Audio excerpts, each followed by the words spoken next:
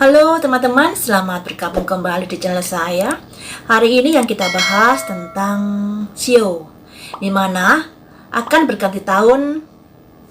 Kurang beberapa hari lagi, kurang beberapa minggu lagi kita akan beralih ke tahun 2022.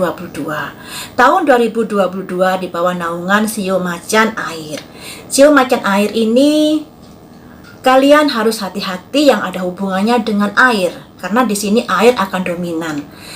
Seperti bencana banjir, tanah longsor, gempa, hujan deras, dan mungkin juga adanya gelombang tinggi di lautan. Itu harus kalian waspadai. Juga adanya penyakit-penyakit yang ada hubungannya dengan air, seperti penyakit kulit dan lain sebagainya. Kalian juga harus hati-hati dalam berbisnis. Ya. Bisnis yang menguntungkan di naungan Shio Macan Air ini adalah bisnis yang ada hubungannya dengan air. Misalnya jual minuman, ada tambak juga akan ada peningkatan, pertanian juga akan peningkatan, properti juga ada peningkatan. Yang harus kalian perhatikan adalah energi dari macan. Macan itu bisa dikatakan agak egois, ya. Kemudian agak mudah terpancing emosinya. Makanya di tahun depan ini kalian harus bisa lebih bersabar lagi dalam menghadapi ujian kehidupan. Jangan sampai terpancing emosinya ketika ada seseorang yang menyindir atau ada seseorang yang melakukan sesuatu kepada hidup kalian. Lebih baik bersabar, ditelaah dalam-dalam untung ruginya jika harus menanggapi permasalahan tersebut. Karena dalam Shio Macan ini akan ada energi yang mudah terpancing emosinya, juga tertantang untuk melakukan sesuatu yang kurang pertimbangan. Nah, makanya kalian harus hati-hati ya di Shio Macan ini. Kemudian saat saya tadi ke pasar, tiba-tiba ada penglihatan adanya benda langit yang jatuh. Tapi penglihatan ini kan masih berlambang. Penglihatan tadi berubah semacam energi api yang jatuh ke bumi.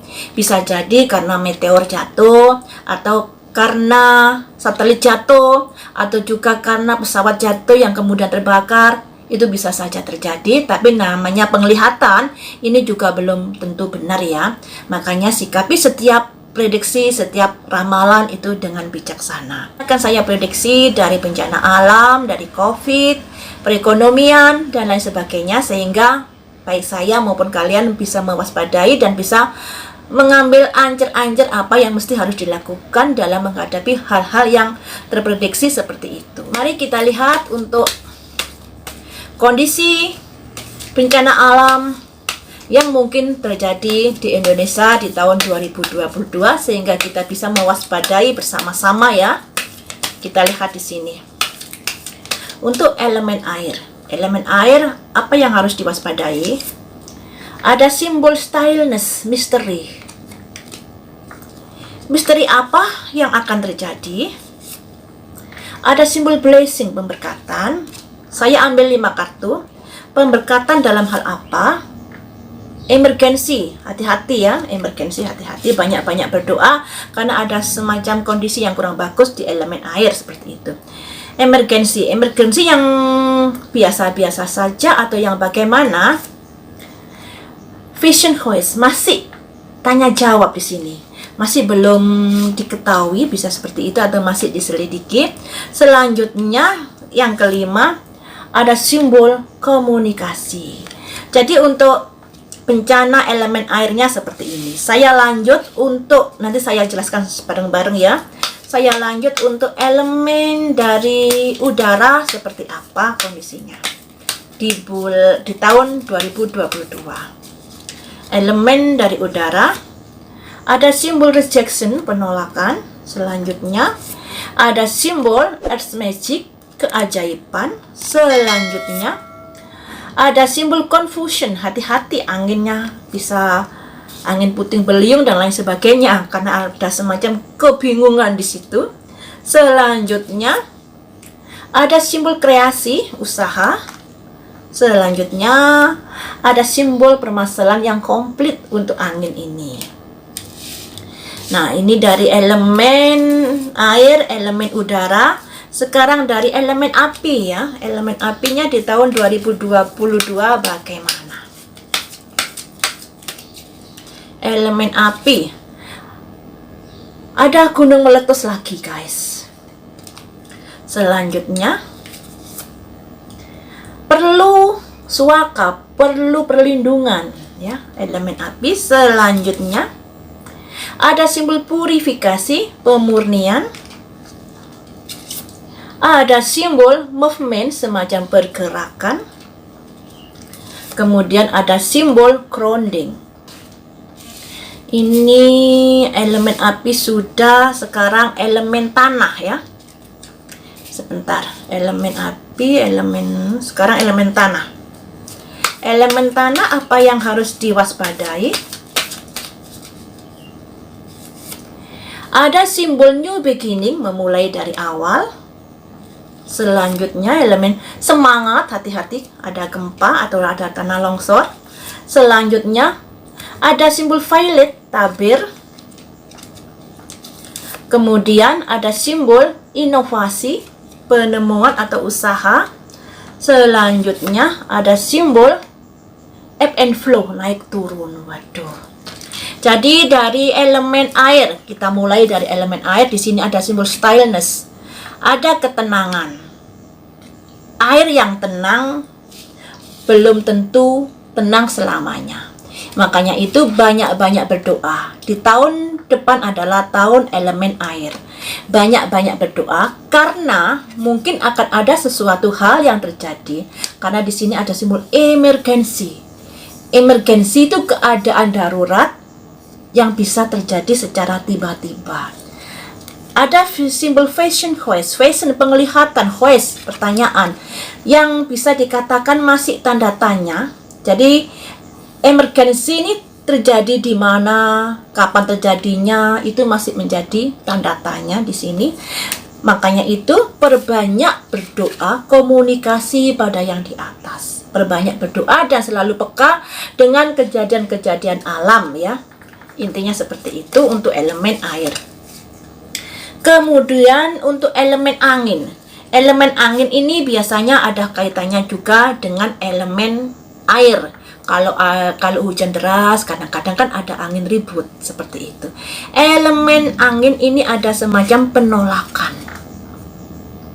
Penolakan juga ada keajaiban. Jadi bisa dikatakan elemen angin ini kadang-kadang elemennya kencang, juga kadang-kadang baik, bisa dikatakan nggak menentu. Apalagi di sini ada simbol confusion, kebingungan. Nah, kebingungan di sini berarti akan ada sebuah kejadian yang ada hubungannya dengan angin kencang. Disimbolkan ada awan yang mengelilingi seseorang ini, yang artinya akan ada sesuatu yang terjadi yang membuat kita menjadi kurang bagus, tentunya yang ada hubungannya dengan elemen air. Apalagi di sini ada simbol kreasi, usaha. Usaha yang membuat permasalahan menjadi komplit. Nah, susah banget ngambilnya. Permasalahan yang menjadi komplit, yang artinya elemen air ini ada semacam masalah yang komplit yang akan dihadapi oleh kita. Makanya kita juga harus hati-hati. Tapi di sini bisa dikatakan elemen airnya ini bisa kadang-kadang baik, karena di sini ada simbol keajaiban, juga bisa kadang-kadang memburuk. Apalagi di sini ada simbol permasalahan yang komplit tentang elemen air, yang bisa diartikan mungkin akan ada semacam hujan badai, puting beliung, dan lain sebagainya yang terjadi di tahun 2022. Ini untuk elemen air ya. Selanjutnya untuk elemen api, di sini terlihat ada simbol gunung meletus lagi. Saat ini kan Gunung Semeru yang meletus. Kemungkinan ini bisa gunung yang lainnya yang akan meletus lagi di tahun 2022. Makanya di sini butuh perlindungan dan butuh purifikasi, perbaikan sarana yang ada. Ya, perbaikan sarana yang ada. Jangan sampai apa yang terjadi di Gunung Semeru itu terulang lagi di gunung-gunung yang lainnya. Jadi harus ada peringatan sebelum hal-hal buruk terjadi, ya. Jadi di sini ada purifikasi, betulkan sarana-sarana yang ada, jangan sampai terulang lagi seperti di Gunung Semeru itu. Kemudian di sini ada simbol pergerakan, sesuatu yang bergerak, yang artinya gejolak-gejolak gunung berapi itu sudah mulai bergerak. Di sini ada simbol grounding kembali ke alam. ya. Jadi tahun 2022 akan ada gunung meletus. Sebelum gunung ini meletus, harus diusahakan sarananya atau alat-alatnya yang bisa memantau gunung tersebut harus dibetulkan. Jangan sampai hal-hal buruk terulang lagi. Jangan sampai memakan korban dan lain sebagainya. Seperti kejadian di Gunung Semeru. Jadikan peristiwa Gunung Semeru sebagai pembelajaran, ya. Kemudian di sini untuk elemen tanah, ada simbol new beginning, memulai sesuatu yang baru. Kemungkinan akan ada muncul pulau baru di tahun 2022. Dan kemungkinan juga akan ada gempa. Ada simbol passion, semangat yang ada hubungannya dengan tabir. Jadi ada semacam pulau baru yang akan ditemukan dan juga adanya dan juga akan terprediksi adanya gempa. Makanya itu untuk daerah-daerah yang dilewati lempengan gempa harus hati-hati di sini. Karena di sini ada simbol semangat, simbol api yang artinya kemungkinan akan terjadi gempa lagi itu sangat besar, dan kemungkinan juga akan ditemukan pulau-pulau baru atau pulau yang tenggelam. Karena di sini ada simbol ebb and flow, pasang surut. Pasang surut ini bisa ada kaitannya dengan elemen air, di mana gempa bisa terjadi di lautan sehingga terjadinya gejolak ombak ini. Ada hubungannya dengan tadi emergensi di elemen air, ya, makanya harus hati-hati.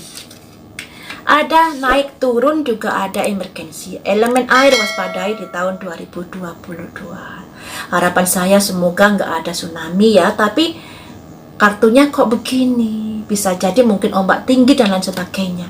Kita positive thinking saja, yang penting kita selalu mawas diri, berdoa yang bisa membuat hidup kita menjadi tenang, lebih baik lagi, dan sebagainya. Jadi seperti itu untuk energi alamnya, ya guys. Sekarang akan saya prediksi untuk COVID-19 di tahun 2022. COVID-19-nya kondisinya seperti apa? Tahun 2022, Natal dan Tahun Baru kan PPKM level 3 sudah dibatalkan, sehingga masih bisa kumpul-kumpul tapi dengan persyaratan-persyaratan yang sudah ditentukan. Apakah hal itu nanti akan bisa membuat kenaikan dalam jumlah yang terkena COVID-19? Mari kita lihat di sini.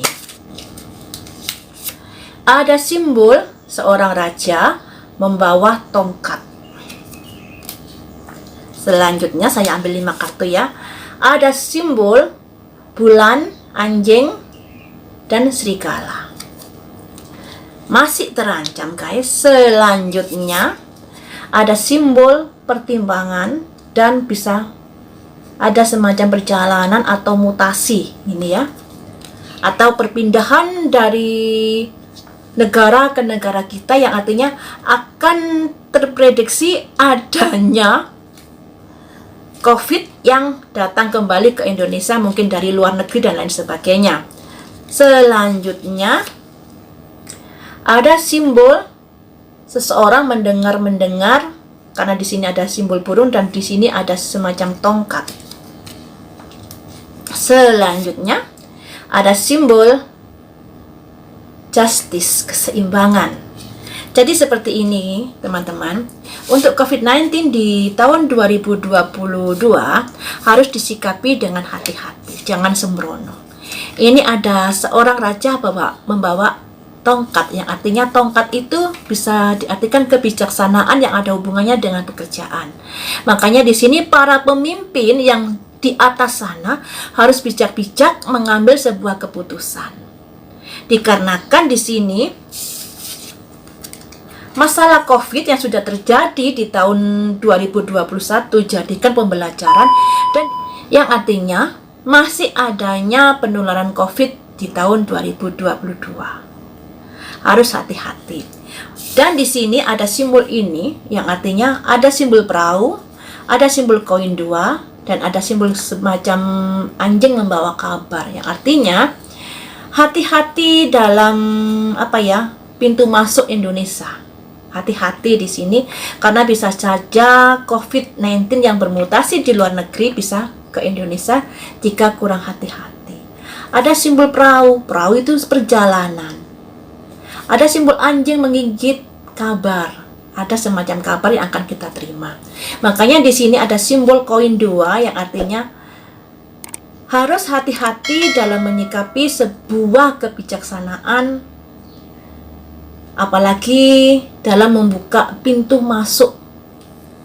Mungkin ada hubungannya dengan pertimbangan masalah keuangan ya, karena pintu masuk itu merupakan keuangan juga untuk negara Indonesia. Tapi pertimbangkan juga dampaknya, seperti itu ya. Jadi mempertimbangkan penghasilan yang masuk juga harus dipertimbangkan resikonya yang ada hubungannya dengan COVID-19 ini. Makanya di sini ada simbol seseorang yang mendengar kabar, yang artinya jangan terlalu gegabah memutuskan sesuatu, tapi lihatlah kondisi yang ada. Lihatlah kondisi yang ada agar terjalin sebuah kondisi yang berimbang. Ada keseimbangan ini ya. Semoga saja COVID-19 bisa diatasi. Akan saya prediksi lebih dalam lagi masalah COVID-19 ini untuk bulan Januari, Februari, dan Maret. 3 bulan sekaligus karena mungkin ada dampak dari tahun baru dan Natal ya. Liburan panjang seperti itu. Mari kita lihat apakah dengan banyaknya orang yang bepergian, saling berkunjung dengan keluarga, akan membawa dampak yang buruk untuk COVID-19. Mari kita lihat di sini.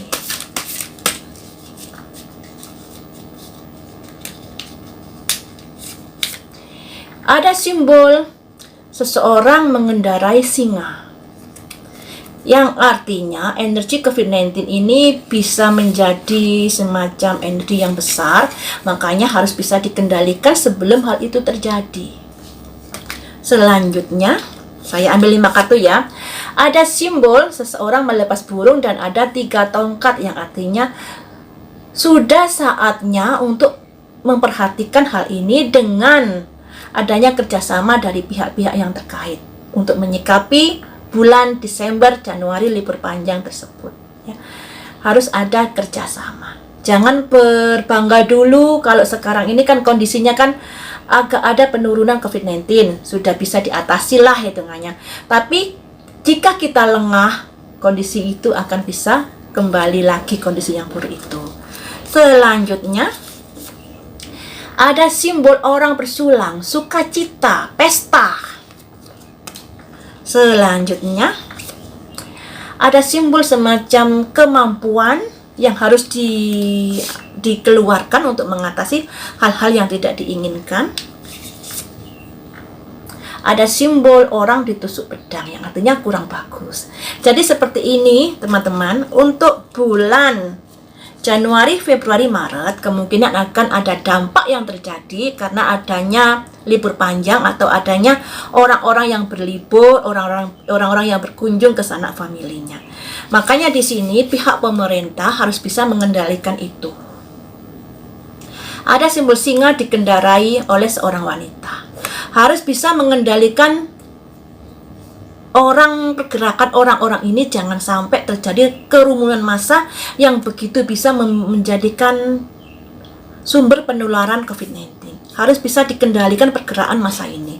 Di sini ada simbol ini yang artinya harus hati-hati sekalipun mungkin saat ini COVID-19 sudah menurun.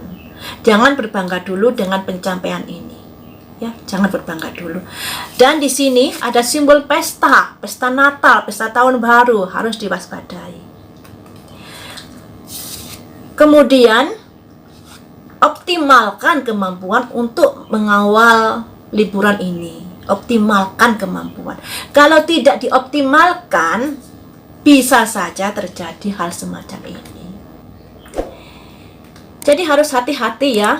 Harus hati-hati, kemungkinan ada peningkatan di bulan Januari, Februari, Maret untuk COVID-19 ini. Efek dampak dari libur panjang Natal dan Tahun Baru. Ini untuk COVID-19-nya. Selanjutnya akan saya prediksi untuk perekonomian. Perekonomian di tahun 2022 kondisinya seperti apakah? Mari kita ungkap di sini.